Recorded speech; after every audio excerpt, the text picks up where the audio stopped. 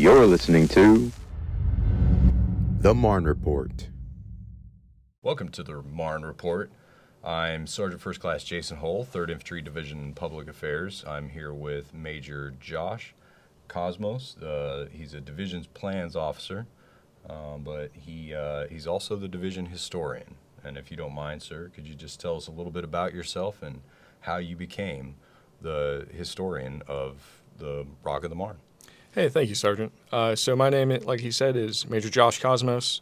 I'm a plans officer here at the division. I got here in July of this year, and I was chosen as the historian because the 380 history is so rich and deep. And last year, another plans officer really kind of started up a lot of the projects that are here in the division, and then me coming in to replace him. I have a undergraduate degree in history, so it's just a natural fit for me to come in and take that position. All right, and so we're here to talk a little bit about the history of the 105-year-old Marne Division, a history that includes 61 Medal of Honor awardees, more than any other U.S. Army division, and many famous names, well-known names like Audie Murphy, the Alwyn Cash, General Robert Abrams, even units like the Buccaneers, the Puerto Rican National Guard that was a part of the 3rd Infantry Division in Korea. So, sir, since you are the subject matter expert and we have you here now, let's just talk a little bit about how the 3rd Infantry Division has really found itself as the decisive element for some of the most significant pieces of American military history. Yeah, thank you. So as you mentioned, 3rd Infantry Division has just numerous Medal of Honor winners and has been really a shining star since World War I.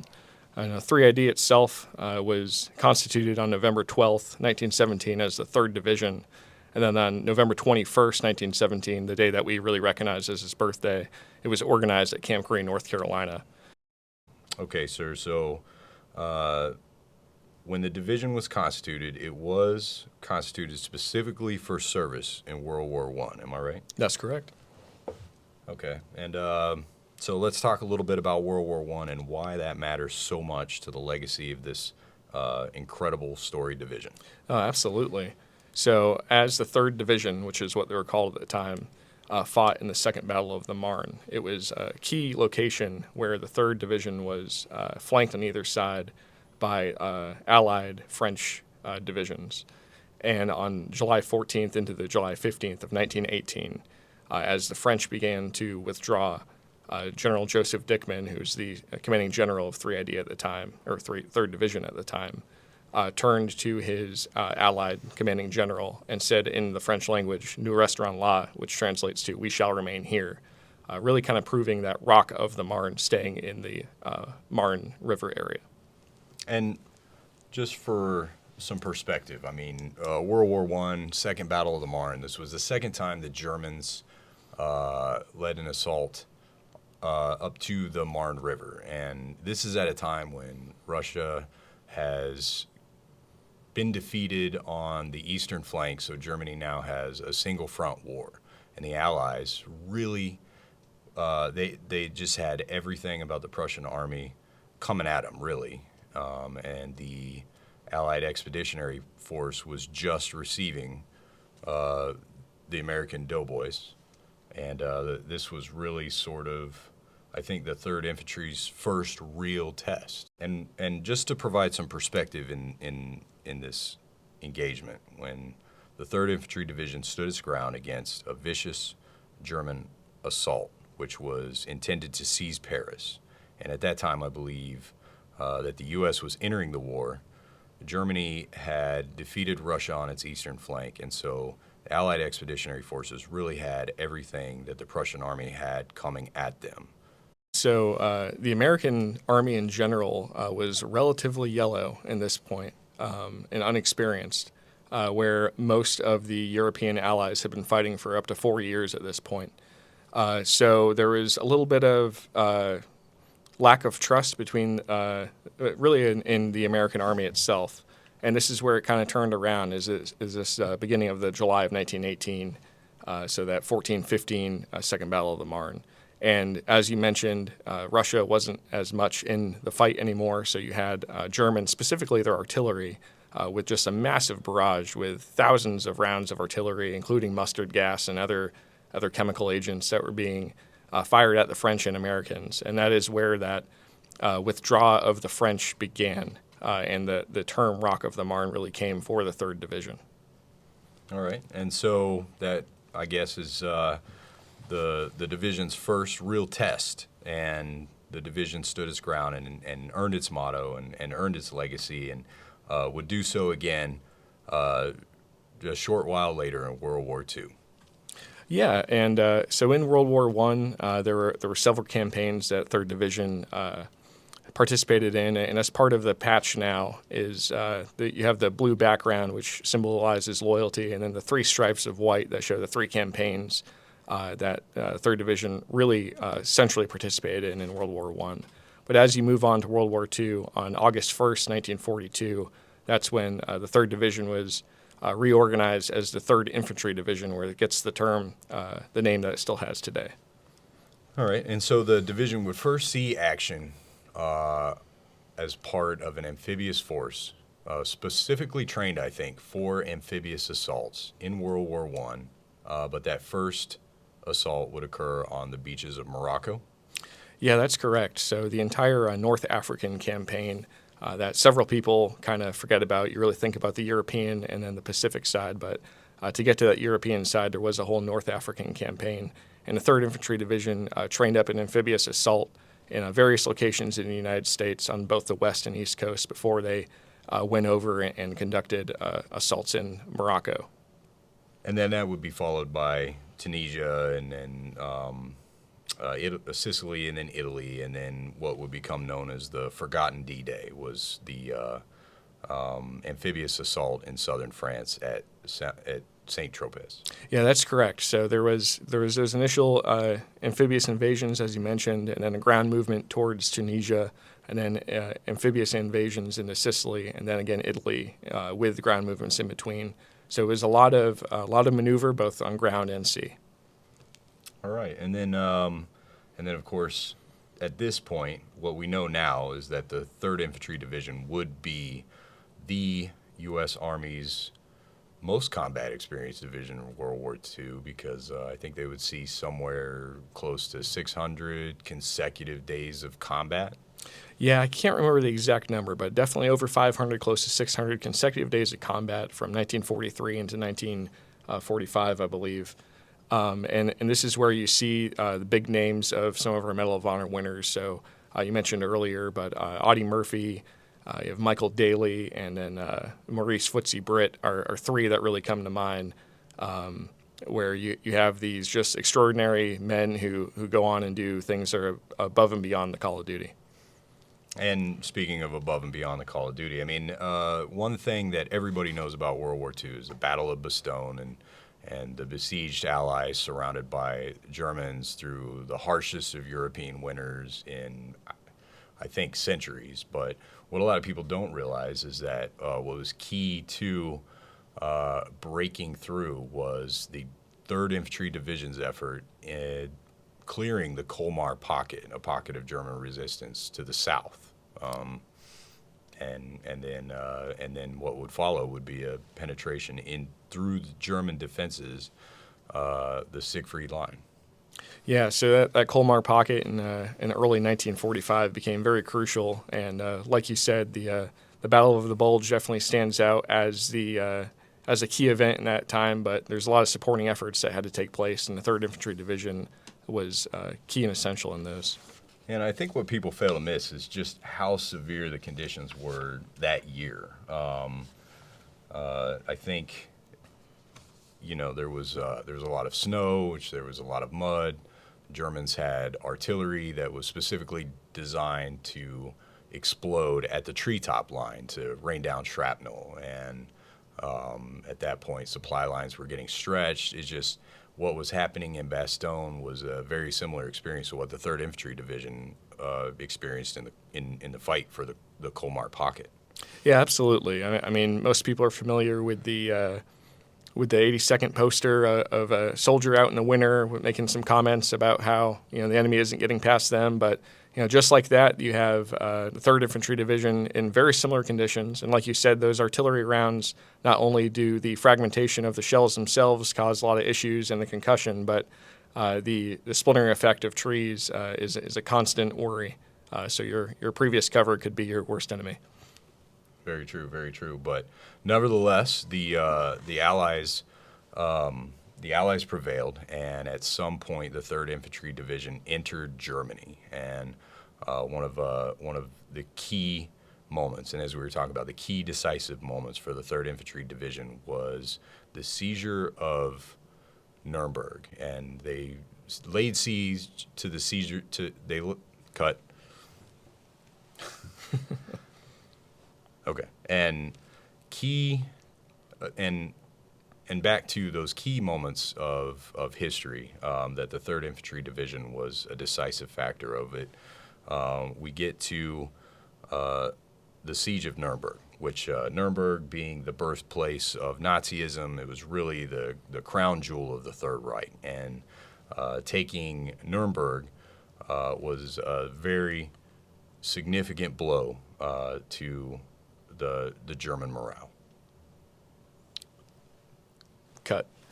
I don't have any additional comments for that part. Yeah. Unfortunately Oh, for you. You know what? You could throw in that they conquered Nuremberg April 20th, 1945, Hitler's birthday, Yeah. and a week later he'd shoot himself in the head. Okay. Do you want to go with that? Yeah, sure. Yeah, so that's a great point. So they seized Nuremberg on April 20th of 1945, which is also Hitler's birthday. And then a week later, that's when Hitler committed suicide before he was completely overrun by the Allied forces.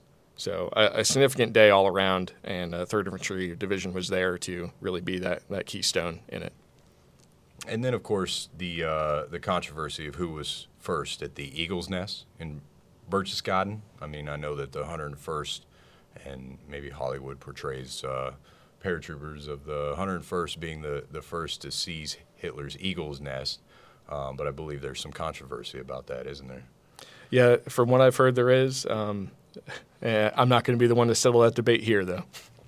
Okay, because those of you that follow us know that we stick to the argument that the 7th Infantry Division or the 7th Infantry cut, and those that follow us know that we here maintain that the 7th Infantry Regiment was the first of the 3rd Infantry Division to reach the Eagle's Nest. I don't know if they'll use that or not, but you know. Yeah. Okay. Okay, so, sir, before we run out of time here, let's jump forward a little bit to 2003 and cut. Okay. If we could, sir, let's jump ahead a little bit to 2003, another very key element of the 3rd Infantry Division's history and a very important cut. If you just want to say jump to 2003, I can you'll quickly take talk Korea. I'm not even going to go into detail, but I can talk Korea, Desert Storm, just that we participated and did a lot of stuff in Germany. Or if you just want me to skip that. Well, yeah, there is that Cold War, front lines of the Cold War. Yeah. And then I won't the go into Korean detail, War, but just to get us to 2003. like contingency response. Okay. All right. Action. Okay, sir, World War II. Let's go ahead and talk through the next few decades for the 3rd Infantry Division. Yeah, absolutely. So at this point, we founded in November 1917. We have 2 Medal of Honor winners in World War I. Really crucial in World War II with just numerous Medal of Honor winners, as we talked. And then 3rd Infantry Division still had a really important role in the Korean War, and then also during the Cold War with their presence in Germany and Europe, really to kind of be that offset to the USSR. And then also in Desert Storm, too. So you get through the 1990s into the new millennium, and now 2003, Operation Iraqi Freedom happens, and you're going to have to call your armored division, the 3rd Infantry Division, that's known to be able to handle tough situations. Well, let's talk about that 3rd Infantry Division and this moment when the world recognized that the 3rd Infantry Division was the premier mechanized force because of Baghdad. Yeah, so really it's a question of how do we get to Baghdad, right? So you're in Kuwait. The idea was that the 4th Infantry Division is going to come from the north, from Turkey. They were unable to do that due to some other reasons. So it really falls on the 3rd Infantry Division to come from the south, from Kuwait. And that's where in late March and early April, you have the concept of the Thunder Run. So the armored movement from Kuwait into Iraq and seizing Baghdad. So there'll be another couple of notable division heroes there, as far as Stephen Booker, I believe, got the Distinguished Service Cross for his actions in the Thunder Run, and then of course Paul R. Smith. But could we go a little bit into what it is that the 3rd Infantry Division did to take the west side of Baghdad?